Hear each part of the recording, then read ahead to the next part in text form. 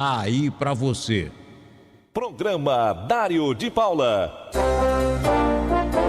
Entrevista. Olha, gente, são 8h42, hora do café favorito. Há 2 semanas eu convidei o Dr. Nereu para voltar aqui. E no período em que nós passamos até a entrevista que acontece agora, hoje, dia 29 de agosto de 2024, nós passamos por tempos distintos. Houve uma semana de muito sol e calor e umidade relativa do ar baixa. Depois, uma friagem miserável e tal. Doutor Nereu, bom dia. Como é que o organismo da gente suporta uma situação dessas, hein? Bom dia, Dário. Bom dia aos seus ouvintes. Meu amigo, é dureza, né? Porque... Como é que a gente suporta? Eu nesse período de muito calor, a queixa principal era ardência no nariz, sangramento no nariz, né? Aí a pessoa... Porque o grande problema não é só o calor, porque estava com calor, né? Parece que é assim, o calor vai chegando para entrar à frente fria, eu não sei se você já notou, fica insuportável e de repente cai. E cai assim, despenca 20 graus, uma coisa de doido. A amplitude térmica... Amplitude térmica enorme, né? Como eu falei anteriormente, parece que é situação de deserto, né? 35 de manhã e 10 de noite, uma coisa doida. Então... A recomendação que eu faço aos meus pacientes sempre é a seguinte: primeiro, hidrate-se bastante.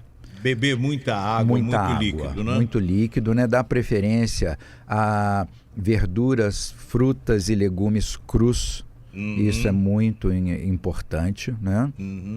Uma outra coisa, quando for dormir, utilizar ou um umidificador no quarto. Eu, particularmente, prefiro a toalha do banho que você tomou antes de dormir.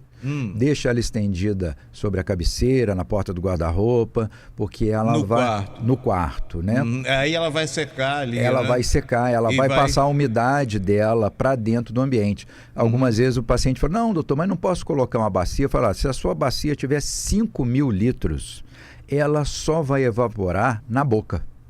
O diâmetro da abertura dela. Não importa o que ela tem para baixo. Agora, a toalha, se você pegar uma toalha de banho, normalmente ela tem 1,5 metro de comprimento.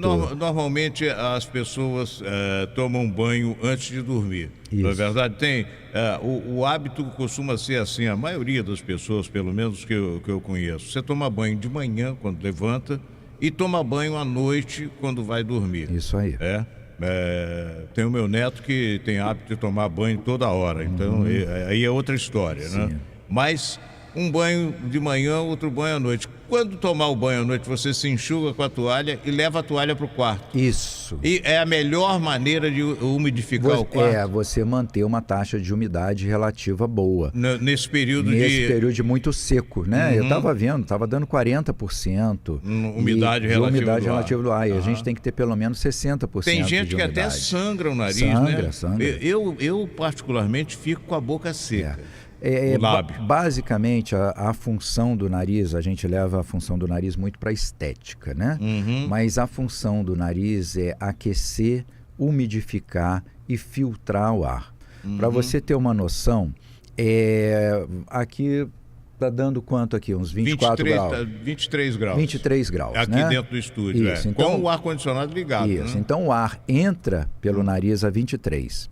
Quando ele chega na altura do seu pescoço, tá? Ele passou dentro do nariz todo, passou em cima do céu da boca e desceu. Ele está a 36,5.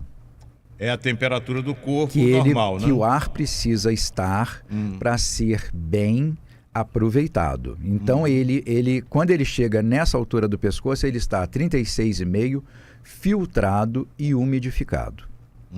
Quando o tempo está muito seco, nós acabamos fazendo como as narinas têm que aquecer e umidificar esse ar, as narinas acabam entupindo muito. E por tabela acabamos fazendo uma respiração bucal. Talvez por isso é que você fique com os lábios ressecados, tá? Só que esse ar que vai entrar, ele não vai estar totalmente aquecido, nem umidificado e nem filtrado. Desta forma começam os problemas respiratórios comuns essa época do ano. Bom, e mais um agravante, né? o pó preto da CSN Sim. em Volta Redonda. Não, né? e essa época, né, é época de quadros virais mesmo. Né? Existe um ciclo que pega entre primavera, outono e inverno, que é muito comum você ter os resfriados, a gripe, e existem outras doenças também. Nós estamos tendo aí eu não posso dizer uma epidemia, mas um número aumentado de casos de coqueluche, que eram coisas que a gente não via antes. E tem vacina. Tem e vacina, tal, né? Então, mas está acontecendo. Está acontecendo. Aqueles pacientes com aquelas tosses loucas, nada resolve. Trata para asma, trata para sinusite, trata para rinite. Você faz o exame, acha que é uma coqueluche. Doutor Nereu, deixa eu até lembrar uma coisa da minha infância, né? A gente tomava a vacina contra a coqueluche para amenizar o problema, que acontecia muito, né? Depois, com a sequência de vacinação, os casos diminuíram muito. Estão voltando. Naquele tempo, lá na minha infância, já tem tempo, né? Bota tempo nisso. Pois é, tinha aquela história do voo de coqueluche. Como é que é isso, doutor? Eu pegava o teco-teco no aeroclube e subia a uma determinada altura, dizia que curava a coqueluche. Tinha criança que tinha tanta tosse com a coqueluche que costumava dar até um vergão aqui no esse pescoço. do voo aí devia ser alguma coisa do presidente do aeroclube que devia fazer essa propaganda, porque eu nunca não me lembro disso, não. Você é muito mais novo do que eu, né? Mas acontecia isso, viu? Tinha uma história Eu me lembro, uma vez eu até conversei com a Helenice, da trombeta que eles usavam, né? Para fazer um cachimbinho de trombeta, né? Para curar, isso aí para asma. Para asma, e também ajudava a tosse, né? Era um sedante. Havia até no... como é que chama aqui? Simulação de voo. Um simulador. Para isso, levar as crianças. Eu não me recordo, Para não. curar. Na verdade, o grande problema... Isso aí é coisa de velho, Sérgio. Chega para lá, o doutor Nereu é jovem, apesar desse cabelo acinzentado e tal. Sim, não, mas, né? Como a minha mãe, né? A última conversa que eu tive com a minha mãe, ela... no leito lá na Unimed, ela faleceu de tromboembolia pulmonar, tentaram fazer de tudo, mas não conseguiram. Mas eu estava com ela até 4 horas antes dela falecer. E ela no leito, né, no hospital, e eu sentado do lado, eu abaixei a cabeça assim, ela olhou assim para mim e falou assim: meu filho, você tá com a cabeça branca. A mãe faleceu com 74 anos, sem um fio de cabelo branco na cabeça. Eu, infelizmente, não puxei o lado dela da família, entendeu? Você puxou o lado do pai, né? Do pai. Você puxou o lado do pai. Dia desse um amigo falou assim: cara, eu te vi andando, eu vi seu pai. Isso acontece, né? Eu, por exemplo, fisicamente lembro muito o meu pai. Inclusive o tipo de cabelo branco, o tipo de calvície e tal. Isso... genética. Genética. Ele já dizia aquela socialite, aliás, brincando, uma piada que de vez em quando a gente conta: genética é uma coisa hereditária, né? Choveu no molhado, né? Choveu no molhado. Doutor Nereu, 8h50, hora do café favorito, mas está voltando então a coqueluche justamente nessa época. Eu tenho uma teoria, tá bom? O que ocorre é o seguinte: essa época é a época dos resfriados normalmente, né? Certo. Então, muitas das vezes, as crianças começam a ficar doentes e elas acabam indo na emergência ou mesmo sendo medicadas em casa pelos próprios pais, e eles acabam usando medicamentos à base de corticoide. Corticoide D, Celestamine, Decadron, Predicin, tem um monte, né? Corticoide. E essas crianças se vacinaram em um tempo pouco antes, tipo assim, 2 semanas, 1 semana. E esses medicamentos, eles comprometem a memória imunológica. Certo. Entendeu?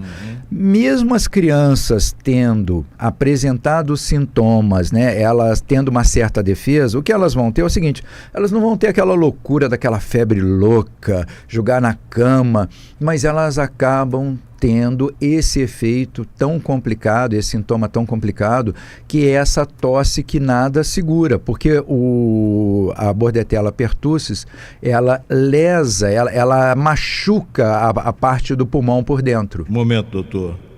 Vamos esclarecer. O que é Bordetella pertussis? É o micro-organismo que causa coqueluche. É uma espécie de não é vírus, né? É uma bactéria. Uma bactéria. Né? E aí ela gera esse tipo de sensibilidade, ela lesa. Eu sempre brinco que é o seguinte, é como se você tivesse ali na Amaral Peixoto e vem um avião e arrebenta tudo. Quer dizer, depois que o Neto arrumou o Amaral Peixoto, você não tem fio de mais nada. É tudo embaixo do asfalto. Então, quando o vírus vem, a bactéria vem, ela lesa e aí fica igual aqueles filmes catástrofe, onde você tem água indo para tudo quanto é lado, curto-circuito, gás explodindo, sem telefone. Bem, o organismo precisa refazer isso. Certo. Quando você vai fazer uma manutenção dessa, o que você faz? Você fecha na frente, fecha atrás e você trabalha. Isso. Só que você não tem como fechar, que você tem que respirar o tempo todo. Não tem que parar. Não tem como parar. Se parar de respirar, morre. Né? Então, por isso que é tão demorada a melhora, porque do mesmo jeito que o organismo tenta refazer e o ato de se respirar desfaz o trabalho. Certo. E você acaba tendo até lesões assim, cicatriciais ali dentro daquele epitélio pulmonar. E aí isso vai arrastando. E a criança sofre, né? Não, a criança e todo mundo, né? Você imagina os pais com a criança tendo que trabalhar no dia seguinte, aquela criança tossindo a noite toda. Inteira. Poxa, é um caos. Bom, e voltando à questão da mudança do tempo, aí o organismo das pessoas mais velhas também, aí sofre um pouco mais, não é? Sim, tanto a faixa etária inicial até os 10 anos e a faixa etária após os 60 anos de idade, elas começam a ter essas variações, porque é justamente quando o seu sistema imunológico, antes dos 10 ele ainda não está amadurecido, e a partir dos 60 ele começa a fraquejar. Está enfraquecido. Ele começa a fraquejar. Até os 60, se você leva uma vida saudável, você vai bem. Depois dos 60, começa a cair devagarzinho. Aí tem que tomar todo cuidado. Por exemplo, a gente tem os períodos de vacinação, por exemplo, contra a gripe. Cada ano é uma cepa, não é? Isso. Você tem a cepa principal e tem as cepas secundárias. É tanto que você tem ela é trivalente ou tetravalente. Né? No mercado pago, você normalmente encontra tetravalente. No mercado de aplicação em rede pública, normalmente é a trivalente. É a trivalente. Mas funciona da mesma forma. Agora, efetivamente, você não fica sem gripar, mas aí os efeitos da gripe, do resfriado e tal, são menos agressivos para o organismo. Nenhuma vacina protege 100% da população. Elas têm uma efetividade acima de 80% e a tendência é que, se vier a desenvolver o sintoma, que eles venham em menor intensidade e com um período de resolutividade melhor. Aí, por falar em vacina, o tema é um tema terrível para a gente abordar. Covid, a vacina de Covid. Nós servimos de cobaia, doutor? Dário, eu não sei te dizer isso. Eu sei te dizer o seguinte, recentemente participei de um simpósio que a Associação Brasileira de Alergia e Imunologia fez sobre imunoterapia, vacina, principalmente em idosos, né? E foi falado sobre vacina. Então, existe uma coisa muito promissora no Brasil, que é o desenvolvimento de uma vacina contra a Covid nasal. E essa vacina, ela faz com que você desenvolva aquela imunidade de rebanho. Porque, segundo eu ouvi do palestrante, né, eu tenho que procurar isso, mas eu entendi ele falando que essas vacinas que nós tomamos, elas não impediam que nós passássemos o vírus para frente. Sei. Tá? E essa desenvolvida, que está sendo desenvolvida no Brasil, ela vai conseguir isso. Então ela te imuniza e se você contrair o vírus não vai ser passado para frente. Então você vai adquirir essa imunidade de rebanho. E isso aí fica semelhante à questão da tuberculose, por exemplo? A gente tem a vacina que impede... Não, tuberculose não. Tuberculose, você faz o BCG quando você é criança, para ver se impede que você tenha as formas graves né, quando você é criança, né? Mas vamos supor, você mesmo tendo feito BCG, se você dividir um ambiente durante muito tempo com uma pessoa com tuberculose, tá? Eu tinha um professor que ele falava o seguinte: tuberculose pega quem pode, não quem quer. Até que se prove o contrário, você tem alguma deficiência no seu sistema imunológico que vai facilitar você de pegar. Entendeu? Certo. Mas existe tratamento, tá? E cura. O tratamento cura, porque ele mata. Mata, né, o micro-organismo. Uma das grandes preocupações com relação à vacina da Covid é que morreu muita gente, né, doutor? Muita gente. E até aqui, por exemplo, aqui na nossa região, quantas foram as pessoas que nós perdemos durante a pandemia? Isso é muito triste, né? Muito. Eu sou amigo ali do Paulo ali da Madrigal, né, amigo meu de infância. E ele estava comentando comigo que tem uma residência perto ali da padaria, ali no Aterrado, que eu acho que os 4 homens da família foram embora. Exatamente. Eu sei quem é. Ele falou para mim, Nereu, coisa de doido. Todo mundo morreu, os homens morreram todos. Aí tem a teoria, né, que o nível de testosterona facilitava, porque é interessante que dentro da Covid você tem o vírus original, que é o que saiu lá do laboratório, né? E depois você foi tendo as variantes, e para cada tipo de variante ela tinha um tipo de... Ele passou por mutações, Mutações, e aí parece que ele ia pegando uma coisa diferente aqui, outra ali. Então é muito complicado. É muita tristeza, né? Muita tristeza. E nesse período que nós estamos vivendo, para o alergista, é um período de muito trabalho, né, doutor? Ontem, para você ter uma noção, ontem eu fechei o consultório quase 10 da noite. Entendeu? E abre cedo, né? Eu comecei a trabalhar ontem, era umas 10 horas da manhã, porque depois do meu acidente, todo dia de manhã eu faço atividade física. Tem que se cuidar, né, doutor? Tem que me cuidar. E aí, por conta disso, mas eu depois que eu termino né, os atendimentos, eu ainda dou retorno a todos os pacientes que deixaram recado, que deixaram o exame. Então eu acabei fechando o consultório, eram as 9 e pouco, eu cheguei em casa, era 10 e pouco, foi bem cansativo. A procura é muito grande, não só do doutor Nereu, mas de pneumologistas, alergistas, otorrinos. Otorrino. Os pediatras ficam loucos essa época do ano, né? É muito. As doenças respiratórias, elas incomodam muito. E pediatra é uma especialidade que está caindo no mercado, o cara vai fazer medicina, não quer ser pediatra, porque Dário, não existe doente mais importante do que o filho da gente, né, doutor?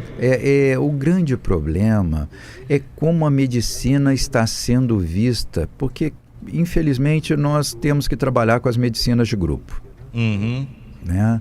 Nós tivemos aí, você está aqui há muitos anos, mas eu me lembro que os médicos de antigamente, eles trabalhavam no hospital e eles não atendiam convênio. Todas as consultas eram particulares.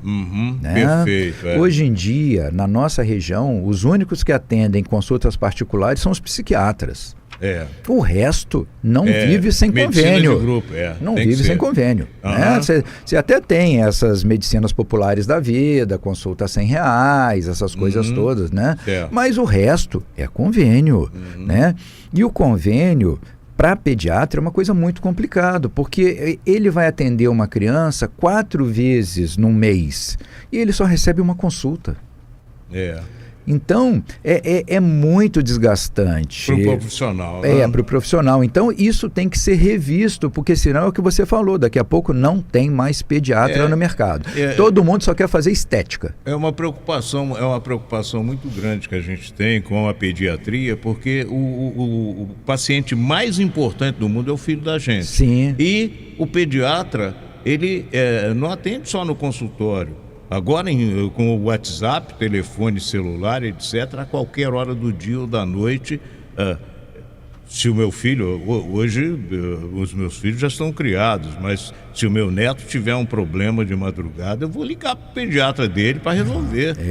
Eu estava lendo até um artigo ontem, porque lá na clínica, que é na Selfie, onde eu sou um dos proprietários. Onde fica a Selfie? É ali na 48 de cima. Rua 48 de cima. 35. É do lado daquela clínica do Detran que tem ali. E ali nós temos 15 psicólogos, 2 psiquiatras, a Andréia Moraes, que é geriatra, tá? E eu, né? E aí, no grupo, os psicólogos postaram um artigo falando de como que a utilização do WhatsApp está sobrecarregando os médicos. Sim. Entendeu? Com porque certeza. O médico, além da atenção que ele dá no consultório, né? Eu falei que essas perguntas que os pacientes me mandam, que eu respondo, é tudo via WhatsApp. Né? Perfeito. E ainda tem o problema dessas mensagens de madrugada, fim de semana. Então é uma loucura mesmo, uma loucura. Então isso tem desencadeado até a tal da síndrome de Burnout em alguns colegas. É verdade. Entendeu? Eu fiz uma entrevista outro dia com a juíza do trabalho sobre a síndrome de Burnout. E inclusive vou convidá-la para voltar aqui, porque tem muito mais coisa, não é? Para se falar. Mas a questão do WhatsApp para o médico, por exemplo, o CRM tem até um padrão, você pode pedir exame pelo WhatsApp, pela internet, né? Depois da pandemia, isso ficou muito bom. A parte de teleconsulta, de pedido de exames online, tá? Mas a gente não pode fazer consulta via WhatsApp. Não. Não pode. Você não pode passar receita via WhatsApp. Tá? Eu, no máximo, que eu faço meus pacientes é o seguinte: ele já está usando a medicação.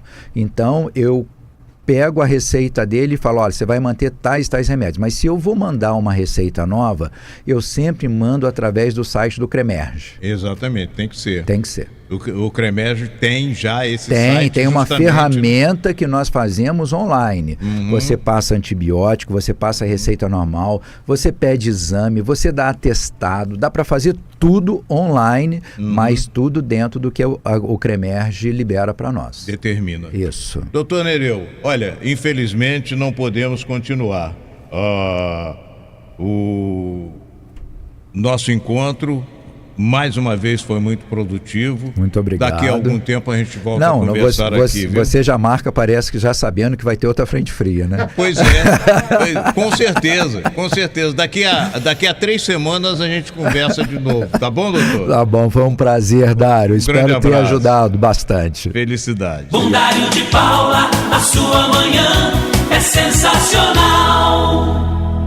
Tostes e Diniz apresenta Tostes Living, mais do que um residencial, um estilo de vida para a sua família. No coração do aterrado, este empreendimento é para você que preza pelo tempo, pela praticidade, por resolver tudo com apenas uma caminhada. Apartamentos tipo gardens e coberturas lineares, plantas de 2 e 3 quartos com suíte, varanda gourmet e itens de lazer para trazer conforto para o seu dia a dia. Tostes Living, apenas 34 unidades. Corra e garanta a sua. Realização Tostes e Diniz. Vendas Redplan 3348-1020.